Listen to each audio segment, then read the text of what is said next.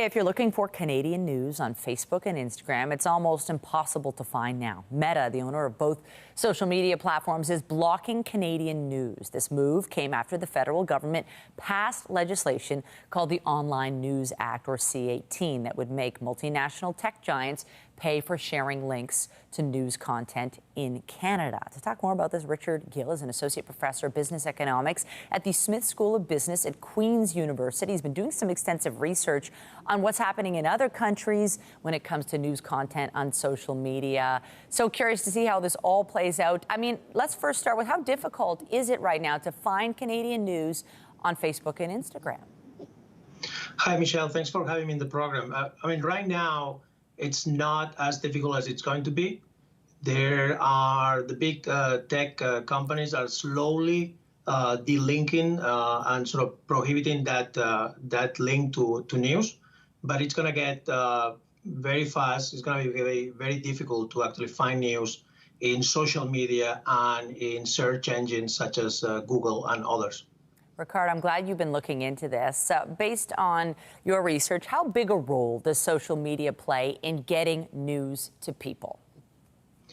So right now, these are average, across news outlets of all the visits that they get online. Around 50%, give and take, come from people that go straight into the newspaper. 30% or so go through search engines like Google, Bing, Yahoo. And around 10-15% comes from social media. So this will have an impact on the news that people get. Is that your sense?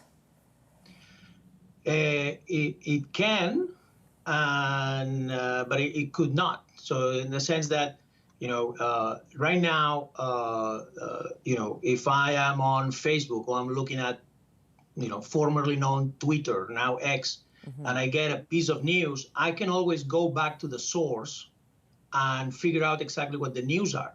Or I can see somebody commenting on something and inform myself by going directly to the newspaper. The people that actually don't do that, that only actually look at the snippet, at the headline that shows up in social media, and that's their only way to actually access information, those individuals are going to be the ones that are going to be hurting, in a sense, that they're not going to have access to news. But everybody else, if they want to get informed, they can still be informed. Well, what have you found in your research? We know other countries like Australia have been dealing with issues like this. How did things play out there? What's your sense? Well, it's not a sense. There's actually research done very well that actually showed that after the Australian link tax was approved, basically the news that were coming out in Google, they were no longer news from Australian publishers. They were, in most instances, news from New Zealand publishers, right?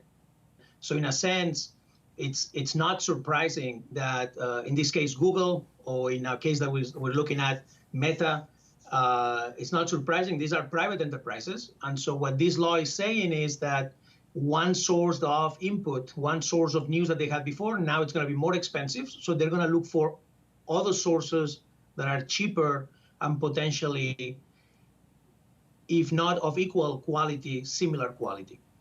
So based on everything you've said and all of your research, how does this stalemate get resolved?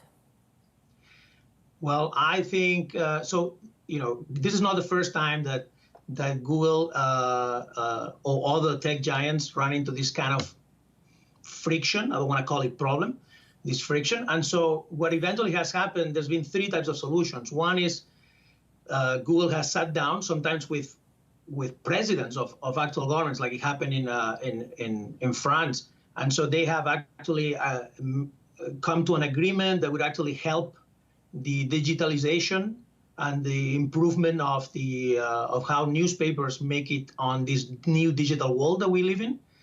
Other times, they have actually just decided to stop operating completely, right? That was the case of Google News in Spain, where basically they decided to completely shut down operations.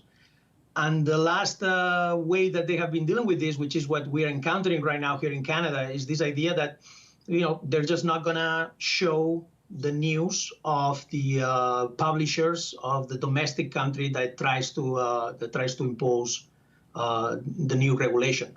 And so my hope is that we kind of like follow the French route in a sense, right? This idea that Google and all the tech giants come to the table and sort of talk about a way that it's a win-win situation, right?